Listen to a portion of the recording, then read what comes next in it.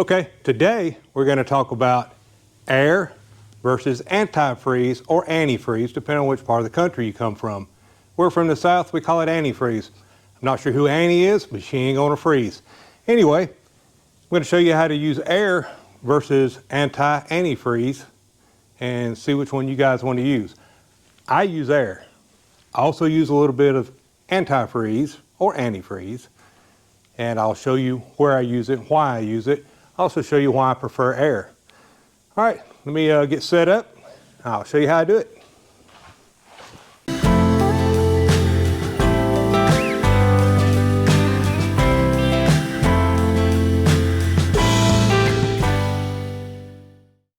All right, so to accomplish doing this by air, you buy this little thingamabob doohickey from an RV place. I bought mine at the local RV dealer. They're an independently owned company and I really like them, been using them for years. However, I think you can actually find these at Ace Hardware. I think I've seen them there. And then we won't talk about the other stores you can get them at, but you guys know where they are. Anyway, get you one, and it looks like this. Hopefully you can see that. It has a Schrader valve in it, just like your tire does. This end of it is threaded and goes into your street hookup for your water. So all you do is screw it into it. Easy for me to do. Screw it into it, just snug it. You ain't got to make it really tight, just snug it. That's all you got to do out here. Now, on the inside, see, that's all you got to do. Let me show you how much you're going to need. You're going to need an air regulator. And the reason you're going to need this is you do not want to put more than 30 pounds of pressure on your lines. Now mine are PEX and have copper fittings. Some of them, especially in the factory built RVs, they are PEX with plastic fittings and they break pretty easy. So I have one that also locks on the end of it, so you can actually lock it to it when you put it on there. And you pressurize the lines. So what I'm going to do is I'm using 30 pounds.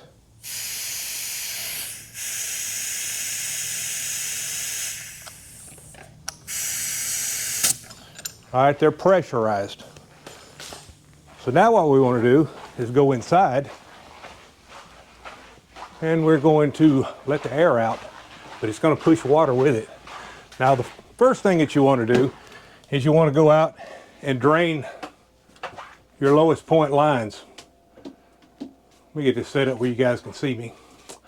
But the first thing you want to do is you want to go, just like you would anytime you winterize, go find your valves at your lowest point. Look in your manual if you're not sure where they're at and it's your first time to do it. But you're going to find some valves at the lowest point and you're going to open them and water is going to come out. I think my old fifth wheel used to have caps that screwed on. So if they're screwed on caps, you just screw them off. They have little O-rings in them. The water's going to drain, same deal. Most of your new ones have valves that you'll actually open, like this one does. I've already done that part, got the main water out. But what I want to show you is, all right, so I'm going to pressurize it now. You should be seeing water coming out.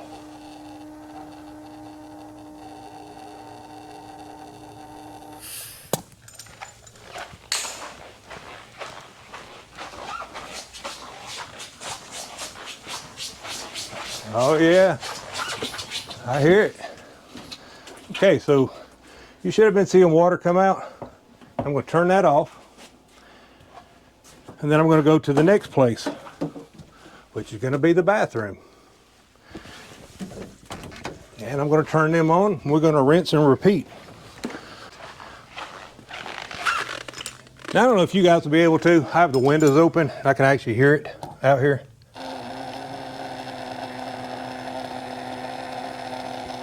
Should be seeing it coming out.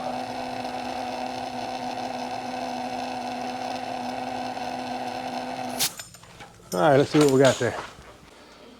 Looks like we had water blow out of it. All right, on mine, it's got a shower. So I take the bottom loose off of this line here and I let it drain out. You can also take this and just lay it in your shower with it open. I just prefer to take it off. It's just really easy to twist it off and take it out.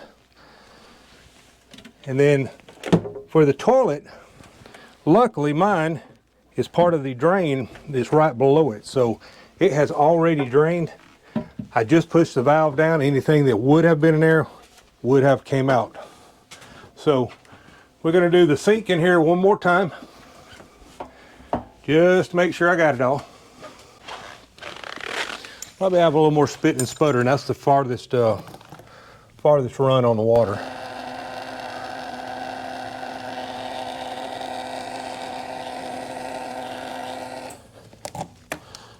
All right, we're going to see if that's it. I don't hear anything else spitting. I don't hear any air coming out anywhere, so that usually means that it's empty.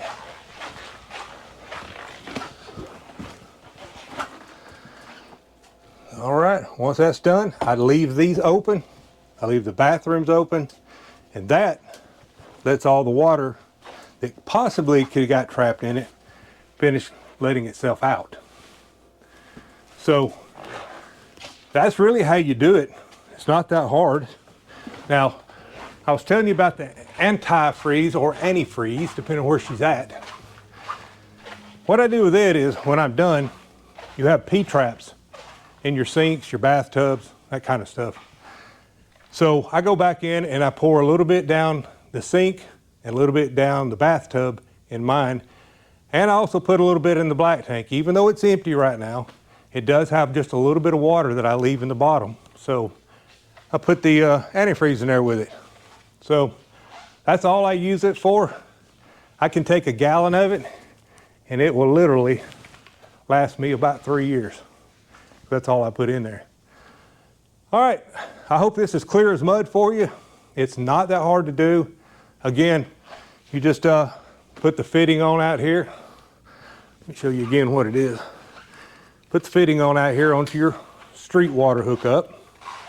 Then you apply the air to it and you'll hear it. Hopefully you heard it on the mic that you could hear the air going in. I could actually hear it spitting and sputtering inside whenever it started to get air through it. Now, we'll make you guys drunk. You will still have a little bit of water in the lines, because I know some of you's going to tell me, hey, that don't get 100% of it out. Well, you know what? Opening the valves on the bottom, it don't get 100% of it out either. The good thing is with PEX, especially if you have the copper fittings like I do, even if there was a little bit left in there, it gives it room to expand when it freezes. It won't bust anything. Now the plastic ones, I don't know. Plastic ones seem to break really easy, and the older they get, the more brittle they get. So I'm just not a fan of those anyway. But it would stand to reason, if it won't bust with the water out of a jug, that it won't bust as long as you've got space for it to expand in the plastic. Again, this is the way I do it. This may not actually be the best way to do it. I do know I'm not the only one that does this. The guy, I started to say his name, but I'm not going to.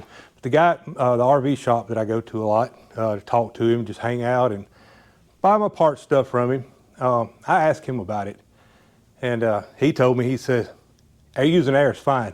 But he did stress that I should tell that make sure that you open the lowest points, just like you're going to winterize it any other way, even if you was going to put antifreeze in it, or antifreeze, again, depending on where you're at in the country. I hope old Annie's not freezing. Anyway, just make sure that you drain the lowest points. That's going to get the majority of your water. Most rigs are made to where the water is actually slanting back to the lowest point, which should drain it if you have all of your faucets open. Again, make sure all your faucets are open. And when you pressurize this with the faucets open, it will blow it right out. And what doesn't, if there's any in there, it's going to try to run back to the lowest point. So again, I've been doing it this way since we've had campers, which has been a long time, 10 years plus. This is the way I winterize. I've never had a frozen pipe, never. Well, I've had frozen pipes. I've never had one bust. So I like this method. You saw how easy it was. You saw how quick it was. Not messy. The biggest mess I'm going to make is when I go in there in just a minute and I pour a little bit of antifreeze down the sink in the tub and into the black tank. That's it. About a minute and I'm done. So just thought I'd make this video for you guys, for the ones of you that's never tried this and you just get tired of trying to go to the Walmart or the RV place, and this time of year they're all sold out and you're trying to figure out what to do with it. don't put real antifreeze that goes in your car in these pipes. That stuff is poisonous. If you're gonna do it, get the pink stuff that's made for RVs and marine. Another thing with this is, when spring comes and you're ready to go again, well, guess what? There ain't none of that pink stuff in your pipes that you got to rinse out and keep trying to get it rinsed out because you keep tasting it. The only thing I do in the springtime is my freshwater tank is I actually sanitize it. That's another whole video. You guys have probably seen them, and if you've been RVing long, you know how to sanitize your freshwater tank. This was just more of a, hey, have you ever tried air? It's really easy and it works. That's what this video is about. But make sure you sanitize your tank every spring when you start again, because they will grow mold in them with water in them or without water in them. They will grow mold in them. So make sure you sanitize them. But that's it. That's about all I got for you guys. Again, I hope this made it just about as clear as mud for you. If you got any questions or comments about it, put it in the comment section. I'm sure I'm going to get told I did it wrong. That's okay. Everybody got their own way to do it. If you've done it this way and you really liked it and it works for you, please comment and let everybody else know that there is an easier way to do this rather than spending a bunch of money on an antifreeze and doing it the hard way and then having to flush all that stuff out in the springtime. This is just a better way to do it. So again, I'm not telling you this is the way to do it. I'm telling you this is the way I do it. So do this at your own risk. But go out there and look. There's other people doing it. There's other people on YouTube that does it. I'm not going to name channels, but I saw one a few weeks ago, which made me think about, hey, when I get ready to do mine, I ought to make a video about it, because not the same people are watching both channels, I'm sure. I was going to tell you guys something else, and it just left my mind. Any of you have that problem? Anyway, that's about it, I guess. If I remember what it was, I'll just have to tell you on the next one. Anyway, appreciate you guys watching us. If you haven't so far and you're still here, think about liking and subscribing it if you haven't already. I've noticed that about 80% of our traffic is not subscribed. I don't know why that is. I don't know if they're just coming and watching the videos and just moving on, and I don't know why they wouldn't subscribe. Heck, it's free. It's about the only thing that is free anymore. If you like our content, like and subscribe. Anyway, I'll see you guys down the road. Bye now.